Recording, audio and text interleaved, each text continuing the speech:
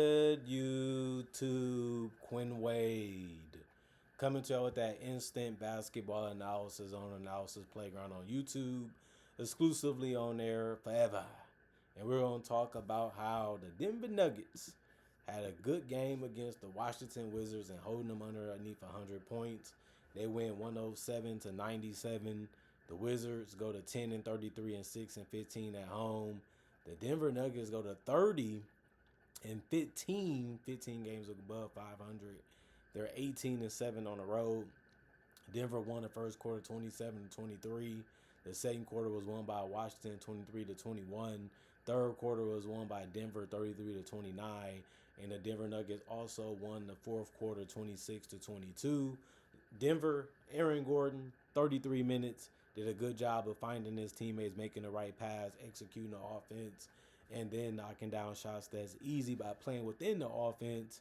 33 minutes, 16 points, 5 of 12 from the field, 1 of 6 from 3, 5 of 5 from the free throw line, 5 rebounds, 5 assists, no turnovers in the steal. One personal foul. He was a plus 23 and plus minus. Jonas Valanciunas, yes, he's back. He gives them more firepower, gives them more size, gives them more strength. 22 minutes, 16.6 of 13 from the field. He had all his shots really in the paint. Did a good job of getting to that fadeaway and getting to that push shot. He missed his only shot was a 3 though. He missed his only 3-point shot. He went 4-4 from the free throw line. He ended up having the most rebounds on the team with 9. He also had 2 assists with no turnovers. He had 4 offensive rebounds. He's a little slow, a little easy to go past and go at. He finished with 5 personal fouls because of that. That also cut into his minutes. He was a minus 3 and plus minus. Jamal Murray, 36 minutes, 24 points for him. He can really score that basketball from anywhere on the basketball court. And he showcased that again tonight, going 9 of 17 from the field and 2 of 5 from 3 and 4 of 5 from the free throw line. He did have 4 rebounds and 5 assists. He didn't have a big assist night because he was out there scoring the basketball. Plus, they put the ball in other guys' hands, so he didn't really have to do the heavy lifting, creating shots for his teammates. Just good coaching. 4 turnovers, though. He did also have 2 steals and a block, no personal fouls, and was a plus 18 and plus minus. Jalen Pickett, 33 minutes. He only had 2 points. He was the only starter to not scoring double figures in points. And he did go 0-4 from the field and 0-1 from 3. And he did go 2-2 from the free throw line. That's how he ended up scoring. He also had 5 rebounds, 5 assists, 3 turnovers, and a steal. He also had 1 offensive rebound out of the 5 total and 2 personal fouls and was a plus 16 and plus minus. And Peyton Watson, he got injured, came back in and kept scoring. They couldn't really slow him down, couldn't really stop him. He was virtually unguardable in this game, and he's been showing that throughout the month and throughout last month too. He played the most minutes on the team, which was 40. He had 35 points, which ended up being game high for the Denver Nuggets and in the game in general. He also went 10 of 16 from the field, not missing much. He also went 6 of 8 from the 3-point line and 9 of 10 from the free throw line. He didn't just settle for jumpers. He was attacking basically anywhere on the court and just getting to the shot that he liked or getting fouled.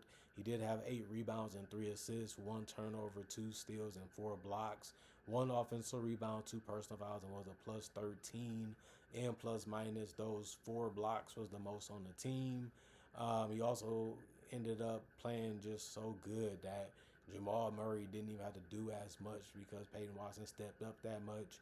Zeke Naji, 10 minutes, he had 4 points. He went 2 or 3 from the field, had 1 rebound, no turnovers, and he also had no personal fouls and was a minus 2 and plus minus. Of course, he's going to score as fast as he can in that paint to be efficient. Spencer Jones didn't start, but he played starters light minutes with 28. He also had 2 points because he went 1 or 2 from the field. No threes taken, no free throws taken, but he did have 5 rebounds. That was the strongest thing he did tonight. He also had no turnovers in the block. 1 offensive rebound out of the 5, 1 personal foul, and 0 and plus minus. Tim Hardaway Jr. didn't score that much either, but he did take a lot of shots, which was 8. He went 1 of 8 from the field in 20 minutes and only had 2 points because of that. Also 0 of 5 from 3 tonight, but he still had 3 rebounds and a steal. That also came with 2 turnovers. Not his greatest night in this one.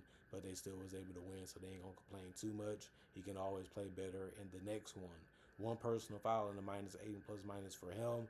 And then Bruce Brown scored the most points off the bench with 6 in 18 minutes. He went 3 of 8 from the field to get it. He also had 6 rebounds, which was the most off the bench, including 2 assists, which was also the most off the bench. And he did have 1 turnover, but he also had 2 steals, which was the most off the bench and tied for the most in the game. He also had 4 offensive rebounds out of his 6 total rebounds, and he also had 2 personal fouls and was a -7 and plus minus. And then you look at the Washington Wizards. Chris Middleton was the only starter to not get in double figures for them in points, but everybody got a rebound on the team or more.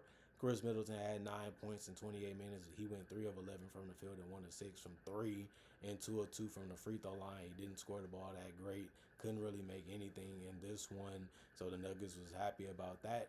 2 rebounds, 1 turnover, 1 steal, 1 offensive rebound, 4 personal fouls, and was a -18 and plus minus. Keyshawn George led them in scoring, but he only had 20 points, not the biggest number, but he did finish with a double-double because he had 12 boards and those 34 minutes and 20 points to go along with those 12 boards. He also went 6 of 17 from the field, missed a lot of good ones and a lot of easy ones, but had some tough ones too. He also went 2 of 6 from three and 6 of 6 from the free throw line. He had 7 assists. He had the most assists on the team, and it's mainly because he's becoming a better ball handler and he's trying to find ways to attack besides just hitting jump shots, which he's been doing basically all season and last year too. Trial and errors is what you have to go through to become a good player or better, and you still slowly figuring those things out. But the team needs somebody to score, and he's trying the best he can. 3 turnovers, 1 steal, 3 offensive rebounds, 5 personal fouls. Yes, he almost fouled out in this one, but he didn't. He was a -4 and plus minus. Alexandre Sarr, 36 minutes, he had 15 points. He went 5 of 13 from the field. He missed his only three. 5 of 6 from the free throw line, 8 rebounds, 4 assists, no turnovers because of that. 1 steal, 1 block, 2 offensive rebounds, 1 personal foul, and a -9 and plus minus. Some games Star shows you that he can be an all-star. Some games he shows you that he can be serviceable. This is a game where you look at and say, this is what we kind of want him to do, but he needs to perform better since he's getting those type of minutes, which was 36 tonight. If he gets that or more, his numbers should be a lot better because they don't really have too many options offensively for this particular team right now that they put out against the Nuggets and in the other games in the past. And you never know, in the future. But, we still have to see more from Sar. He should be way more involved. He should be having way more shots. This should be his team outside of Trae Young's or Keyshawn George, honestly. Carlton Bub Carrington, 38 minutes. That was the most on the team. He had 13 points, but he can struggle because he's not the greatest shooter still. He went 4 of 14 from the field, mainly 3 of 13 from three. We'll let you take it. We'll leave you open. That's part of their game plan. Just contest it a little bit so he don't get too comfortable and get too hot because of his confidence, which he didn't do tonight, and that's why you have to live with it. 2 of 2 from the free throw line, 2 rebounds, 2 assists, 5 turnovers, 3 steals, 2 blocks, 1 offensive rebound, 2 personal fouls, and a -18 and plus minus. Trey Johnson, 34 minutes, 19 points, 7 of 14 from the field, 3 of 7 from three, 2 of 2 from the free throw line, 3 rebounds, 3 assists, 2 turnovers, and a block. 2 offensive rebounds, 2 personal fouls, and a -11 and plus minus. He can really score. He can really shoot. Got good size. Got good athleticism. He's going to be a star one day in this league, and he's already playing close to that since he's been getting minutes and since he's been healthy. Will Riley was a shout guy from the bench. He played 21 minutes, which was the most. He took the most shots off the bench, which was 10, but he went 4 of 10 from the field and had 13 points. That was the most off the bench. He also went 3 of 7 from three and 2 of 4 from the free throw line. He had 4 rebounds and 2 turnovers and a steal. 1 offensive rebound, 2 personal fouls, and a +5 and plus minus. Jameer Watkins, 18 minutes, 3 points. He went 1 of 2 from the field. He missed his only shot from three. He did go 1 of 2 from the free throw line also. He had 5 rebounds, 1 assist, 1 turnover, and a steal. 2 offensive rebounds out of the 5 total, and 3 personal fouls +2 and plus minus. Justin Champagnie, 18 minutes, 3 points, 1 of 2 from the field. It was a three that he made and missed. He also had 2 rebounds and 3 assists. The 3 assists was the most off the bench. 1 steal, 1 offensive rebound, 1 personal foul, and a +2 and plus minus. And then Anthony Gill, 12 minutes, 2 points. He made his only shot, which was a 2-pointer, and he also had 4 boards, no turnovers, and a block.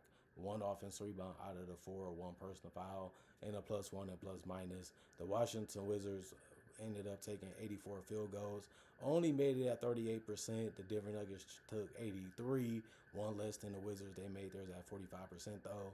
And then 26 threes taken by the Nuggets, 35% there. And then 43 taken by the Wizards. They made theirs at 30%. They did get 26 free throws attempted. The Nuggets did. They made theirs at 92. The Wizards wasn't far behind. They had 24 free throws attempted. They made theirs at 83%. 42 rebounds for the Wizards, 46 for the Nuggets, 22 assists for the Nuggets, and then 20 for the Wizards, 14 turnovers for the Wizards, 11 for the Nuggets, 9 steals. Both teams had that, and both teams also had 6 blocks. But the Wizards had 14 offensive rebounds. The Nuggets had 11. 28 defensive rebounds for the Wizards, 35 for the Nuggets, 21 personal fouls for the Wizards, 14 for the Nuggets. But the Nuggets did shoot more free throws and a better percentage, and they were the better team based off how they've been playing and based off having Jamal Murray and a okay to decent supporting cast depending on who you ask. But they did have enough to get the win, and they just been winning so easily lately. They have some tough ones too, though. That's how the schedule can be. That's how the games can be. You don't know what's really going to pop off or happen until you play the game, until you end the game, and then you just still have to find out how to win the game, which the Nuggets have been doing lately, and you have to be happy. You have to be proud of them. Of course, the Nuggets should be happy to have Jamal Murray. He's been playing real great. He's most likely going to get his first All-Star appearance. He's really showing why right now and throughout the entire season why he should. But you have to give credit to the coaching staff. They're running good sets. They're running good plays. They're keeping the defense guessing. They're keeping the defense, if they're not focused, they're breaking everything down. Somebody's going to get a good look. Somebody's going to get open. It's just about delivering the pass and seeing if they can finish it when they get it. And they should be able to do that, and they have been able to do that. And that's why their record has been so good and so great this year, with and without Jokic. And the Wizards, they never been known as a great defensive team the last couple years, and they also not the greatest offensive team either.